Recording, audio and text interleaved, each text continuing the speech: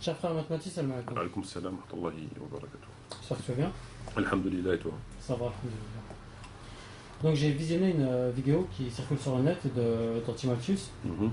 donc où il formule des critiques, bien plus des accusations à ton encontre, et j'aimerais que tu y répondes. D'accord.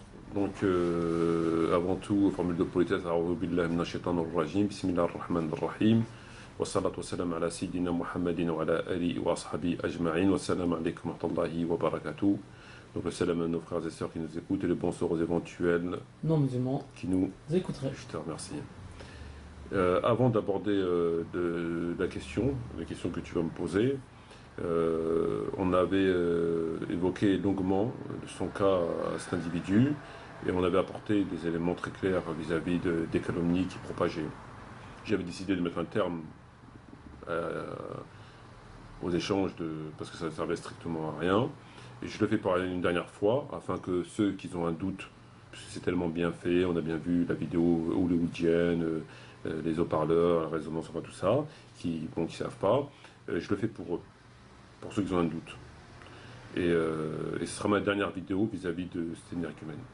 Je ne peux pas continuer à perdre mon temps avec quelqu'un qui a inventé un débat que je n'avais jamais eu avec lui, avec quelqu'un qui dit des mensonges évidents, des calomnies, je ne peux pas. Voilà. Donc je vais démontrer une fois encore la mauvaise foi et les mensonges de cet individu, et ce sera ma dernière intervention sur son cas. Voilà. Ok. Il est celui qui qualifie des hadiths authentiques qui ne lui plaisent pas de hadiths sans valeur.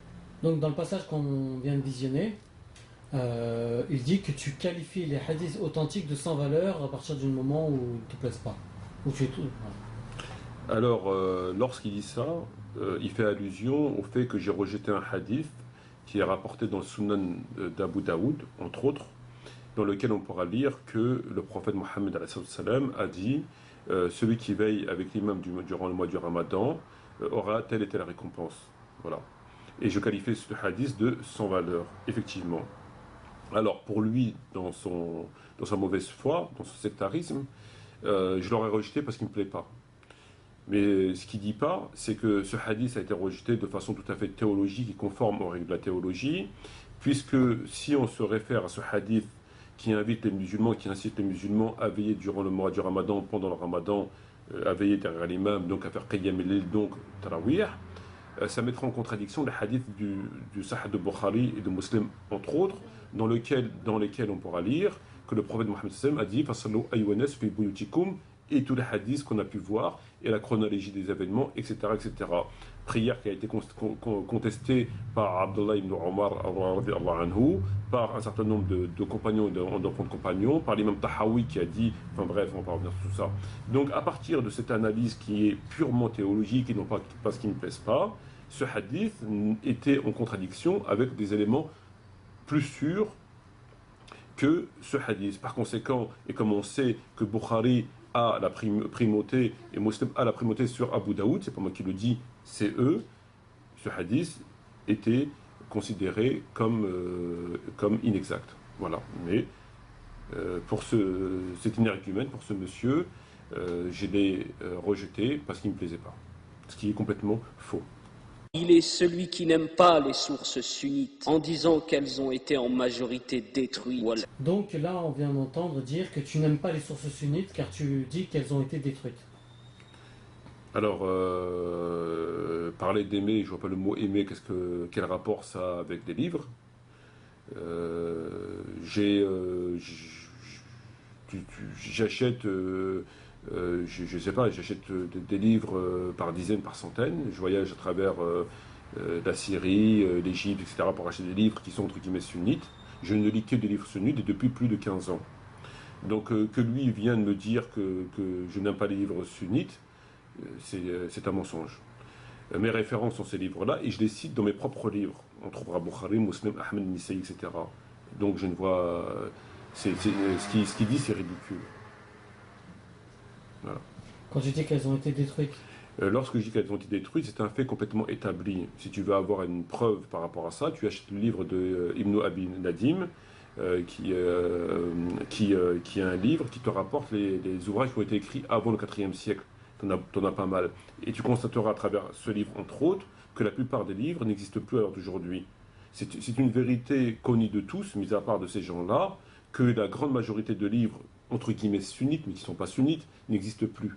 Alors, certains ont été brûlés, d'autres ont disparu. Les livres de Waqidi et le Waqidi, par exemple, et plein d'autres. Donc, il n'y a qu'à se référer à des livres qui évoquent la question pour se rendre compte que la grande majorité des livres, entre guillemets sunnites, n'existent plus. Elles ont été détruites ou perdues. Excuse-moi, tu utilises souvent le entre guillemets sunnite. Qu'est-ce que tu veux dire par là? Ben, le sunnisme, le terme sunnisme n'existe pas, n'a aucun fondement. Le sunnisme, dans le Coran, tu ne le trouveras pas. Le prophète n'a jamais dit je suis sunnite. Ce terme-là n'a pas de fondement. Au même titre que les autres qualificatifs n'ont pas de fondement. D'accord? Maintenant, on nous les a attribués lorsqu'on dit je suis sunnite, cela sous-entend que, avant tout, tu n'es pas chiite. Et un certain nombre de choses. Donc, je me reconnais dans une grande partie de ce courant, donc je me dis entre guillemets, mais le sunnisme lui-même, donne-moi un verset où on parle du sunnisme. Le mot sunnisme, pas sunna.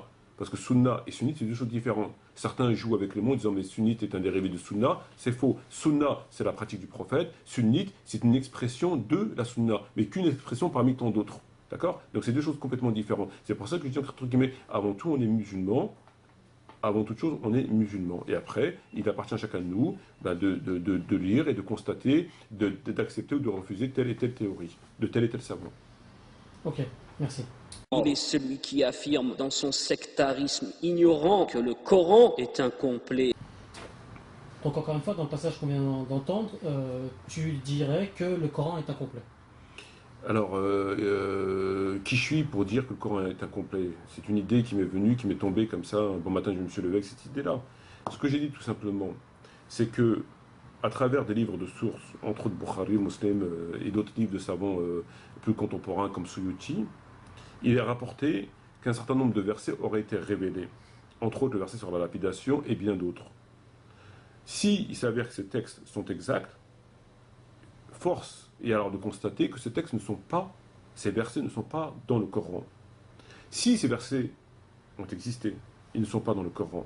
À partir du moment où ces versets ne sont pas dans le Coran, comment tu qualifies cette chose? Comment la définition du mot complet?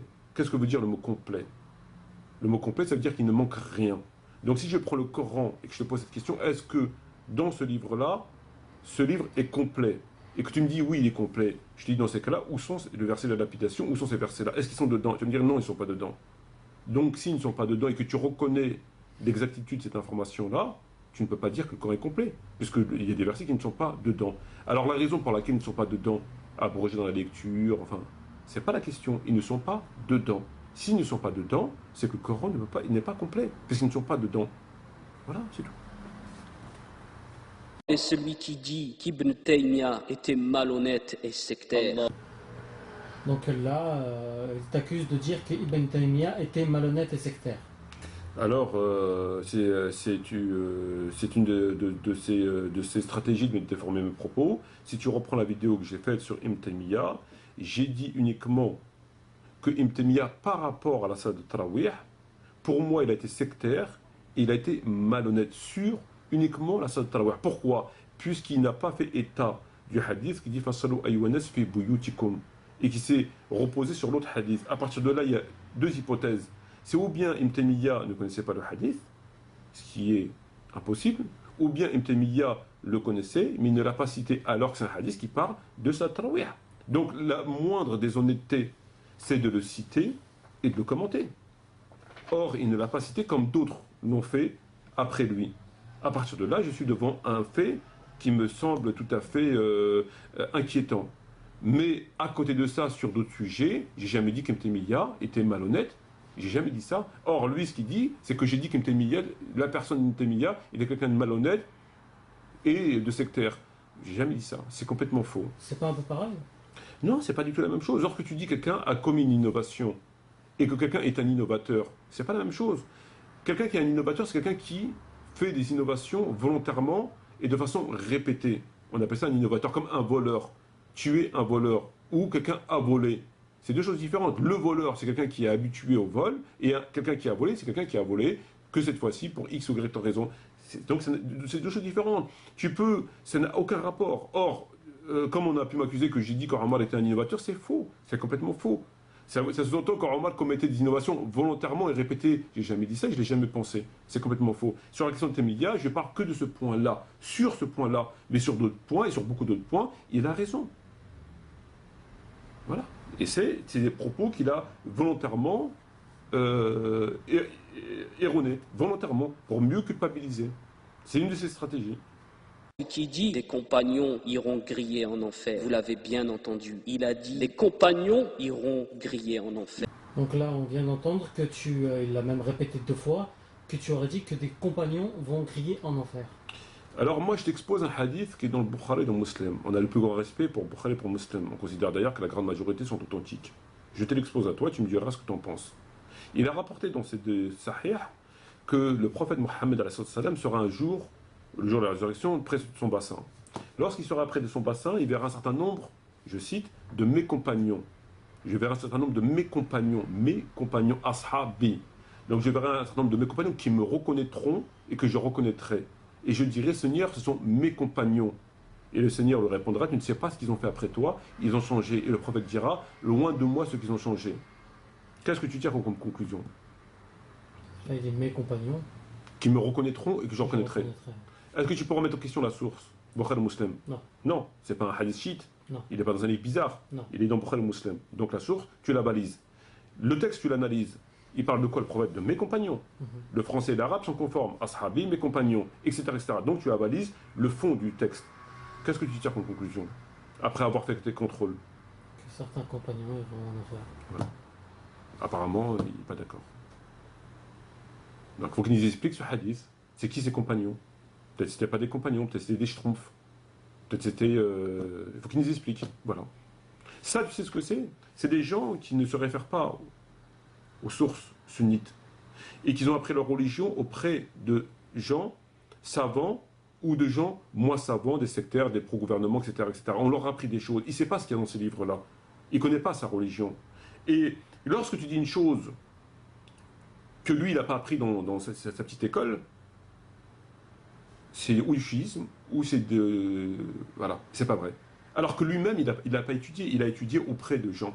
Avant d'étudier auprès des gens, va étudier, va lire Bukhari. Il ne sait pas ce qu'il y a dans le Bukhari. Il n'a jamais ouvert de sa vie, il ne sait pas. Voilà. Le problème, il est là. Le problème avec les gens d'aujourd'hui, c'est qu'ils ne lisent pas les livres de la Sunna. Bukhari, Muslim, Nisaï, Tirmizi, Tabari, Ahmed, etc. Ils ne les lisent pas. Ils apprennent leur religion par rapport à quelqu'un, avec quelqu'un. Et si quelqu'un dit ce qu'il a envie de dire, ou il dit ce qu'il croit être vrai, ou etc., etc. À partir de là, si toi tu viens et tu dis autre chose, ben pour eux, c'est pas normal. Or, Bukhari a plus raison que lui, que moi, ou que son savant, ou que mon savant. Et Bukhari rapporte ce texte-là. Et nous, comme on suit entre autres Bukhari, on est forcé de constater, on est obligé de constater que ce que je viens de dire. Voilà.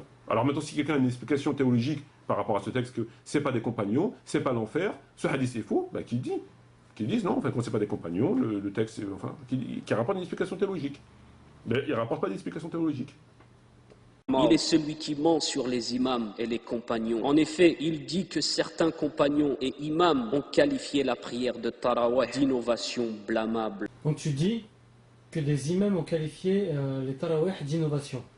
J'ai jamais dit que des imams ont qualifié le travail d'innovation. J'ai dit que cette prière a été contestée par, entre autres, des gens comme Abdullah ibn Ammar, les textes qu'on a vus sur le site www.tarawih, etc.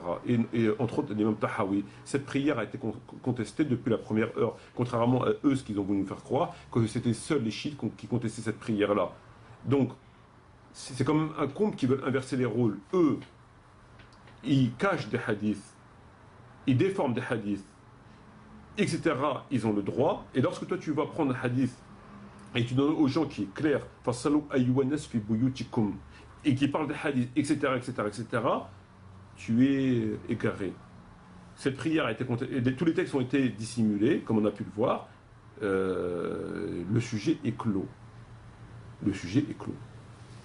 Il est celui qui ment sur ce qu'il dit. En effet, il dira qu'il n'a jamais parlé sur notre mère Aïcha et qu'il n'a fait que traduire ou ramener des textes, alors que les paroles qu'il dit à l'encontre de notre mère sont bien les siennes. Donc là, il vient de dire que tu dis que Aïcha a prétexté une raison fallacieuse, que c'est toi qui le dis. Alors, je vais rappeler l'histoire de ce texte par rapport à Aïcha, radiyallahu anha. À la mort, lorsque le prophète Mohammed était souffrant, alayhi salam, il a demandé à Abu Bakr de diriger la prière, radiyallahu anhu. Et Aïcha, elle a dit qu'Abu Bakr était fragile. Lorsqu'il dirigeait la prière, il pleurait. Elle a dit demande à Omar ou demande à une autre personne. Et le prophète a insisté pour ça Abu Bakr. Donc on a lu ces textes, on les connaît. Un jour, j'ai lu le livre Tabaqat al-Kubra d'Ibn Sa'ad, qui est un livre de sunnite, entre guillemets, reconnu. Donc on ne peut pas avoir de suspicion par rapport à ce livre-là. C'est d'ailleurs une de leurs références qui contredisent. Dans ce livre-là, Ibn Sa'ad, pas moi, Ibn Sa'ad, moi c'est Metmachi. Ibn Sa'ad rapporte ce récit. Et en dessous, il rapporte un texte que j'ai trouvé et que j'ai fait traduire, dans lequel on est parti voir Aïcha, radiyallahu anha. Et on a dit, mais pourquoi tu n'as pas, à l'époque de ce moment-là, pourquoi tu n'as pas appelé ton père? Elle a dit, je la cite, elle a dit, pas Metmachi, elle a dit, Aïcha, radiyallahu anha, d'après Ibn Sa'ad, parce que j'ai craint qu'on dise quel piètre successeur du prophète. J'ai préféré alors qu'on dise cela de Omar plutôt que de mon père. C'est un texte dans Ibn Sa'ad Tabaqat al-Kubra qu'on a fait traduire. Donc, lorsque Aïcha, durant le vivant du prophète, elle a dit que parce que mon père pleure, je ne veux pas qu'il dirige la prière, ensuite elle a dit que la véritable raison, que parce que je ne voulais pas qu'on dise ça de mon père. Est-ce que c'est moi qui le dis? C'est Ibn Sa'ad. Il dit que c'est moi qui le dis. Donc, si ce texte est authentique, la raison qu'elle avait évoquée en disant parce que mon père allait là en facile était une raison fallacieuse. Parce qu'après, elle l'a reconnu. Elle a dit parce que je ne voulais pas qu'on dise quel est le piètre successeur du prophète. Je préférais qu'on dise plutôt cela d'Omar. Celle qui le dit dans Tabaqat al-Kubra, si le texte est vrai, je vais traduire. Quelle conclusion t'en tires? C'est ce que j'en tire. Ben non, c'est pas Aïcha, c'est pas Ibn Sa'ad, c'est moi qui l'a dit.